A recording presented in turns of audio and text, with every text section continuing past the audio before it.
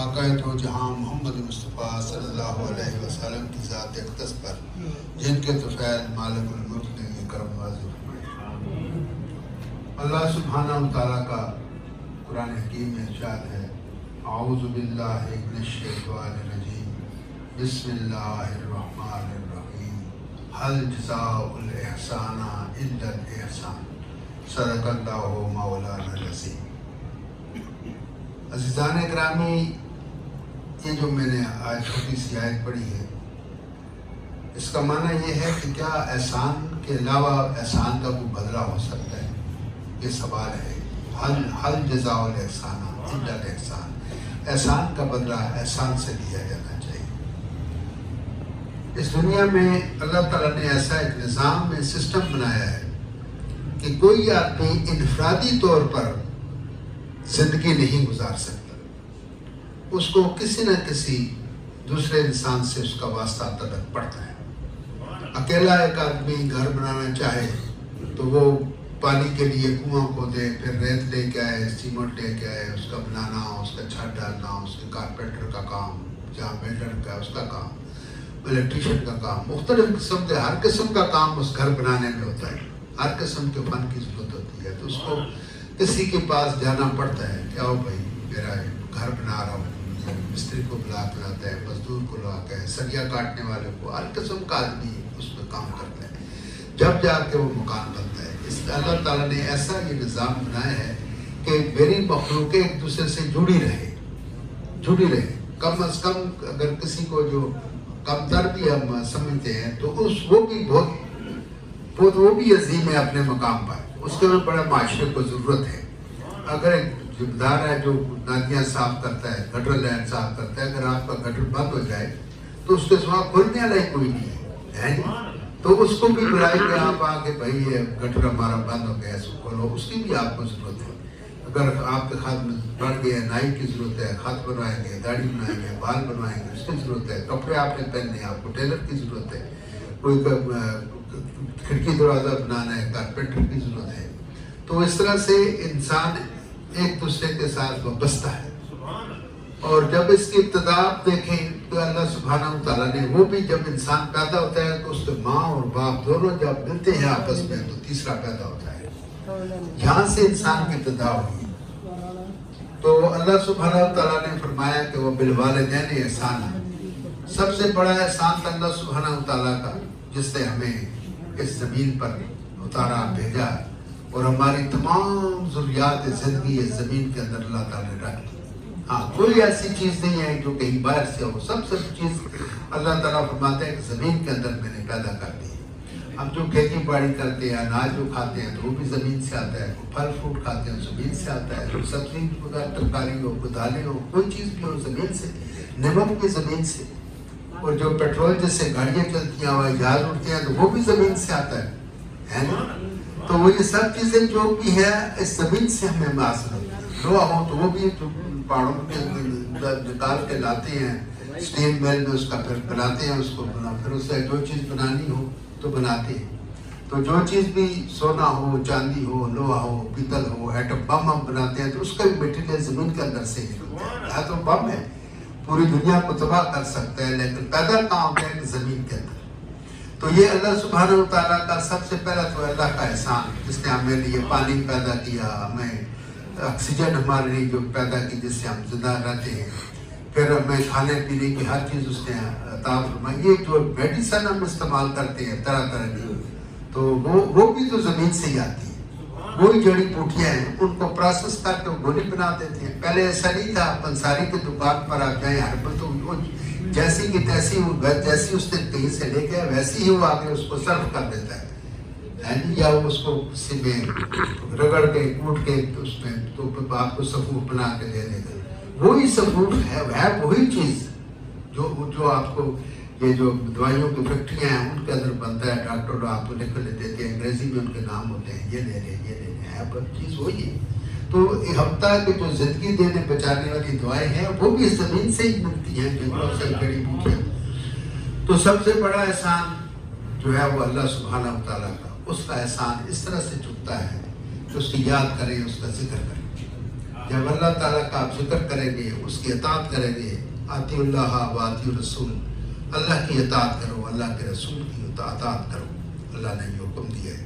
تو اللہ کا ذکر کرنے سے، اللہ کی شان بیان کرنے سے، اللہ کی کتاب قرآن مجید پڑھنے سے، نوافل پڑھنے سے، روزہ رکھنے سے، نیکی کے کام کرنے سے، یہ اس کا اللہ تعالیٰ کا یہ شکر ادا کرنے سے یہ. اور اللہ تعالیٰ نے فرمایا کہ تم میرے محبوب کا بھی احسان مانو، کیونکہ انہوں نے وہ اگر نہ ہوتے تو یہ کائنات میں تھی رونق ہی نہیں، کائنات ہی نہ ہوتی تو اللہ نے فرمایا لا خلق عظیم، میں نے تجھے عظیم اخلاق دے کر بھیجا ہے، اور جو اگر ہے محبوب اس اتنی کائنات میں بنائی ہے تیری خاطر بنائی، اگر تجھے نہ بناتا تو میں اپنی کائنات ہی نہ بناتا. تو جنہوں نے ہمیں اللہ کی کلام قرآن پاک ہمیں دیا، اور ہمیں اس جو طرح طرح کے مظالم سے ان کے زمانے میں جو عربوں کی حالت تھی اس سے نجات ملی.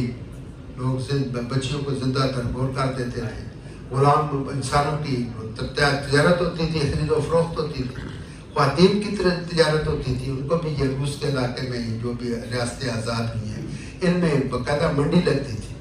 کوئی آدمی جائے تو کہاں جا رہے بھائی؟ بھائی دیکھتا ہوں ایک اچھی سی حسین سی خوبصورت سی لڑکی مل جائے تو لے آؤں.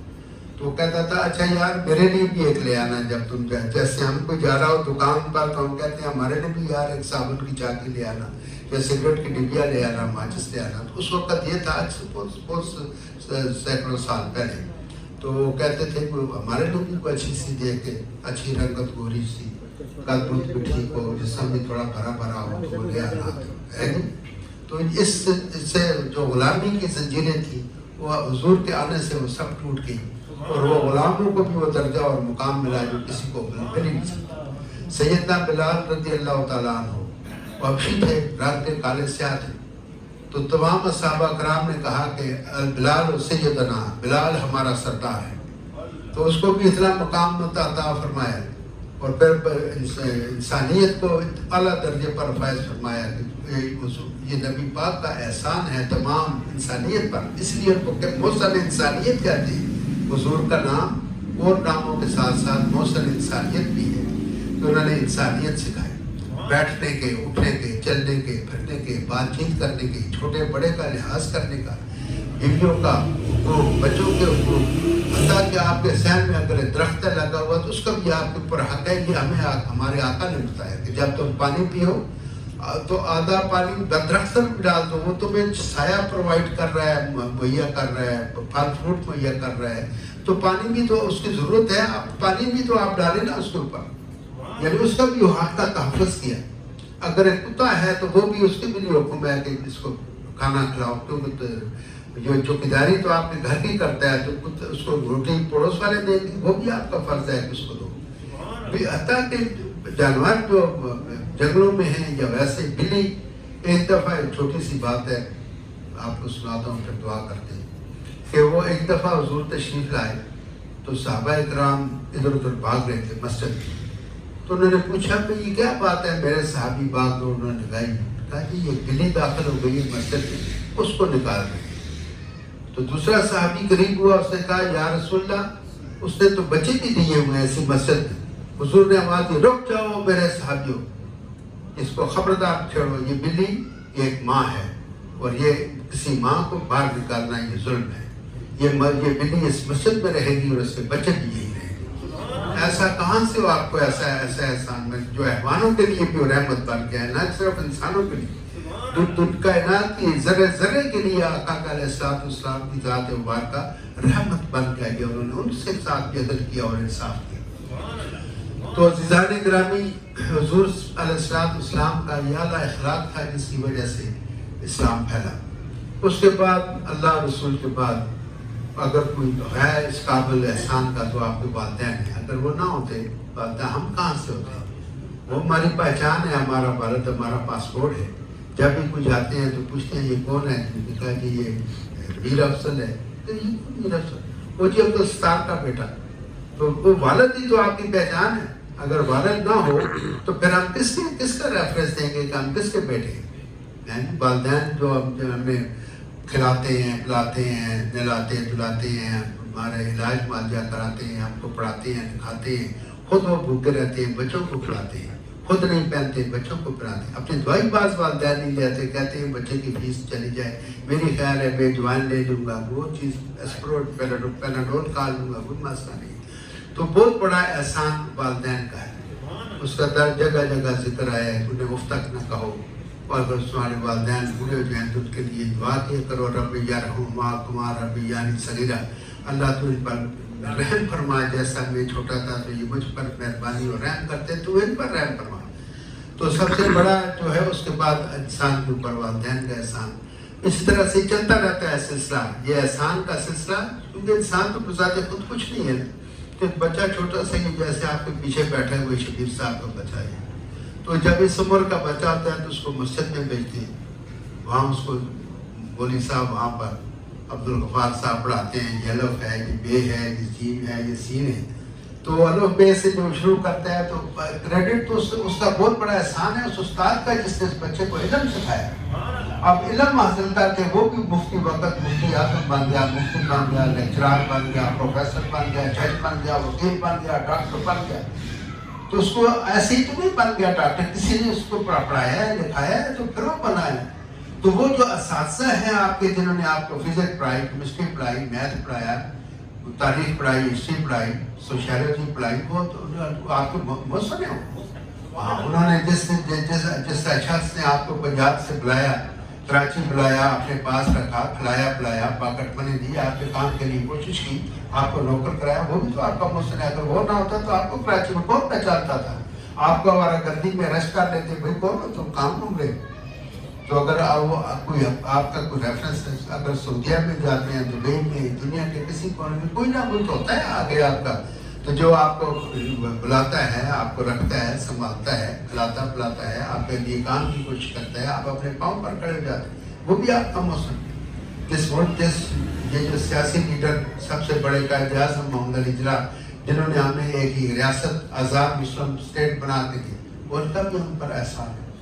اور جن لوگوں نے یہاں خدمات انجام دی ہیں, جو لوگ کسی نے شاہراہیں بنائی ہیں, سڑکیں, یہ جناب فیصل آخر یہ بھی ایک مزدور تھا جو اپنی چادر کی سایہ بنا کے, ہم دیکھتے رہے, یہ چادر نہیں تھی ایسا سایہ بنا کے جو تپتی چلچلاتی دھوپ میں بیٹھ کر وہ روڑی کو اٹھ رہا ہے. تو اس کا بھی تو احسان ہے. آج یہاں سے بادشاہ بھی گزرتے ہیں, عام آدمی گزرتا ہے, علماء بھی گزرتے ہیں, ڈاکو اور چور بھی گزرتے ہیں اس روڈ سے.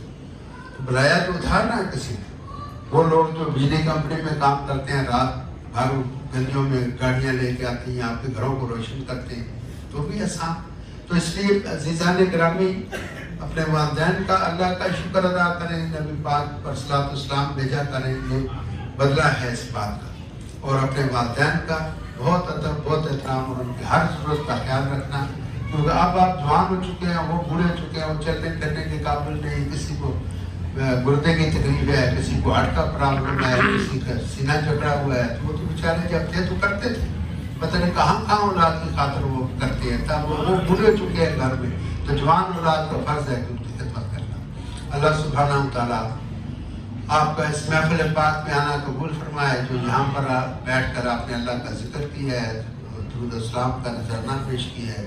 اللہ پاک آپ اس کا اجر دے, اور اللہ پاک آپ کو احسان کا بدلہ احسان چکانے کی توفیق اور حکمت. اپنے جو نیک مقاصد ہیں اپنے دل میں رکھیں, اور ہمارے لفظ کے بعد آمین کہیں, اور دل میں یہ خیال لائیں اپنے دماغ میں کہ اللہ کی رحمت, اللہ کی رحمت, اللہ کی رحمت.